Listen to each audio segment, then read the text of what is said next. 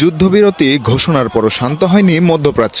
Lebanon জুড়ে ইসরায়েলের ভয়াবহ বিমান হামলায় একদিনে প্রাণ হারিয়েছেন 2 শতাধিক মানুষ। বৈরুত সহ অন্তত 100টি লক্ষ্যবস্তুতে এই তাণ্ডব চালায় তেল আবিব। লেবাননের প্রধানমন্ত্রী নওয়াফ সালাম এই ঘটনাকে হত্যাযজ্ঞ আখ্যা দিয়েছেন এবং দেশটিতে রাষ্ট্রীয় শোক ঘোষণা করা হয়েছে। পাল্টা প্রতিক্রিয়ায় বৃহস্পতিবার ভোরে উত্তর ইসরায়েল লক্ষ্য করে রকেট ছুড়েছে এই সশস্ত্র গোষ্ঠী। ইরানের বিপ্লবী গার্ড আইআরজিসি কড়া হুঁশিয়ারি দিয়ে বলেছে, লেবাননে এমন হামলা অব্যাহত থাকলে ইসরায়েলকে চরম পরিণতি ভোগ করতে হবে। এশিয়া বাটার ও ভিটামিনে সমৃদ্ধ লিলি বিউটি সোপ, তারুণ্যময় উজ্জ্বল ত্বকের জন্য।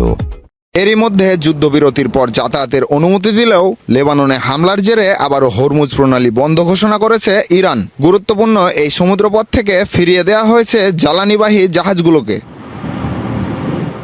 ইরানের এই পদক্ষেপের কড়া সমালোচনা করেছেন ব্রিটিশ প্রধানমন্ত্রী কিয়ার স্টারমার। সংযুক্ত আরব আমিরাতে এক বৈঠকে তিনি জানান, হরমুজ প্রণালীকে কোনোভাবেই জিম্মি করে রাখা উচিত নয়।